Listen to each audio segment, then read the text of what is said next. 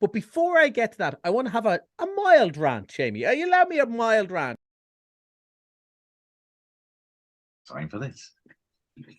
Ocean Drives films with Eclipse Dine-In Cinemas Bundoran. Now serving pizza, hot dogs, ice cream and more. To your seat. Find out more at... Time to join our man at the movies, Collie McFadden. If he's not eating ice cream, he's definitely getting into a bit of pizza. But he's some great movies this week for us as well. We're going to start off by congratulating you. I do believe you've passed all of your exams. Thank you very much. The oldest swigger stroke student in town is now I'm just happy we're not going to hear any more about it. Yeah, it's now just old. But who knows? If I'm worried that I don't have enough to give out about on air with you each week, maybe I'll do a master's. Who knows? I don't want to be giving out to you Sligo ideas. So no, at the moment I am done. I'm going to spend my time watching movies. Why not? Nothing has changed. So, come great movies this week. It looks great. We've got The Greatest Day, The Flash. You've got to see that. And we got Mr. Monday in there as well. Start off with The Greatest Day. Which was a favorite of mine. So let's start with The Greatest Day, which is, it's going to be billed as the Take That musical. But I suppose, to be fair, what we should say is it's not a Take That biopic. I don't think they're ready for that yet. And, there might be a few... not that old. Yeah, and Her Majesty's Revenue might be very interested in that movie, but it is kind of Mamma Mia style, or a couple of years ago we talked about the Proclaimers one, Sunshine and Leith, whereas it's using all the songs as part of a story. Do you know what? We played the clip. That'll pretty much explain it. Swear on the band, we're never gonna lose touch. 1, 2, 3. Win tickets to see your favourite boy band reunite in Athens. Are you ready? I am ready. Today this could be. Are you screaming yet, Rachel O'Flynn? Greatest day. Big fan of you, Rachel. I'm their biggest fan in the whole entire world. Do you know who you're going to take with you to see the boys? It's 25 years. Double trouble? Where is Rachel? Here I am. You ladies are up front. Oh, we're not giving you any more. We're not giving you. We give it all away. It's absolutely. It looks great. Sounds great. It's got all Take That music in it. Tell us more. Yeah, and you can just feel the joy and warmth beaming out of it, And you heard the voice of Aisling B, who's a TV and movie presence I have always liked anyway, and she's just perfect for this role as Rachel, who was kind of the kind of leader of the gang when they were all best friends and they were never going to break up and the band was going to last forever. But, life happens and you go your separate ways. And now she's older, but she still loves Take That, right? It still means everything to her. And when the lads decide to get together for a reunion tour and she wins tickets, there's only one group of people she wants to talk to. The only problem is she hasn't talked to them for 25 years. Okay, so this is how these things work. And we're kind of saying off air, there is a formula. It is very much in the style of things like Mamma Mia, so on. But before I get to that, I want to have a mild rant, Seamie. You allow me a mild rant, right?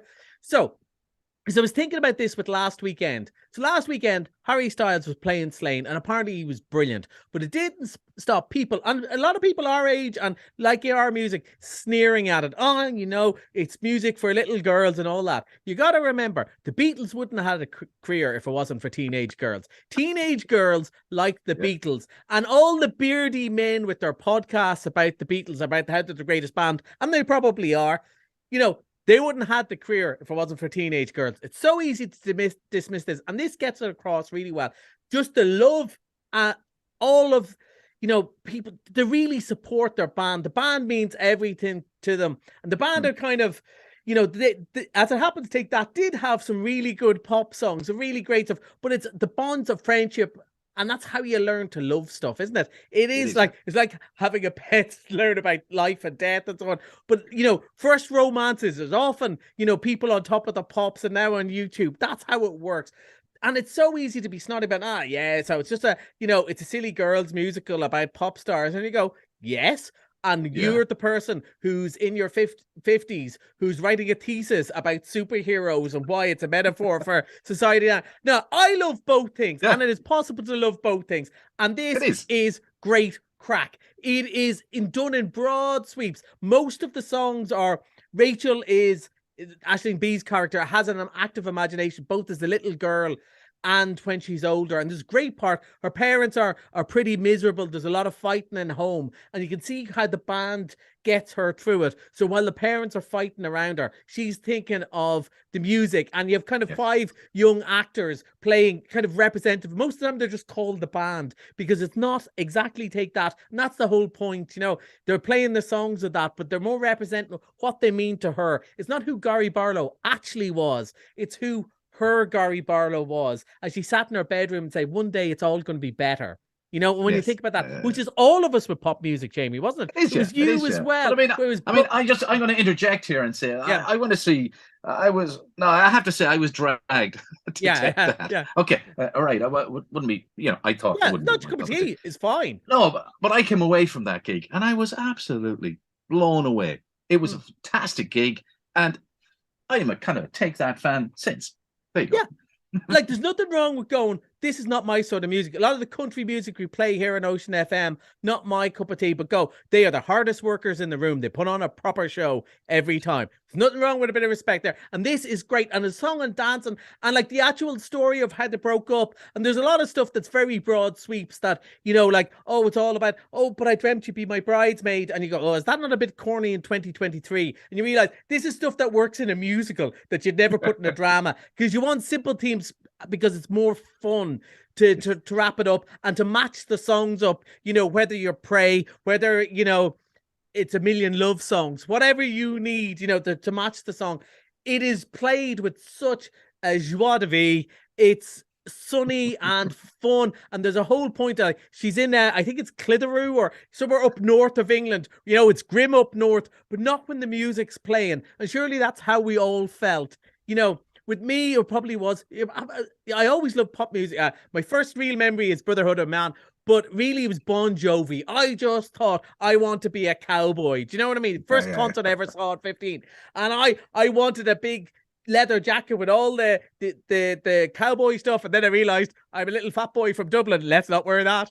But it was great to imagine that I was a rock star. And this is what this is all about. It's so much fun. People are going to love it. People who love Take That will love it. But people who just like music, and I would imagine that's most people listening to the show, people who like fun music, people who sang along, anyone who held either a tennis racket or a hairbrush and sang along to The Mirror will enjoy this. It is fun and it is silly in the right way. That is not to be dismissive, as I said. It is the right side of silly. Pop music is supposed to be silly, but it gets you, by the silliness, it goes straight to your heart. I really enjoyed this, Seamie. It is the greatest days. When's it open? It opens tomorrow. You can see it anytime from tomorrow. And it kind of fits nicely with C Sessions. Bundoran goes pop this weekend. It'll be great fun. Brilliant. Brilliant. Right, you got to see The Flash, have you? Or was it just The Flash? Well, that's what I was wondering, because we kind of big upped it last week, and I was kind of going, oh, I hope not, because, you know, even you were kind of going, I don't usually like these, but this one looks good. And I have to say, it is great fun. And you know what I said about the earlier movie being a bit silly on the right side? This is a bit silly on the right side. It doesn't take itself too seriously. It plays with the idea of, if you could go back in time and meet your younger self, would you get on? Would you think he's an idiot? Probably. And would you both do stupid things and annoy each other? Yeah, almost certainly. I'm not delighted about Collie of 18. I wish I had his knees. But other than that, I'm not sure his judgment was great. And there's lots of fun with that. There is loads of fun to be had with this idea that he goes back. We said it last week. It's no big spoiler.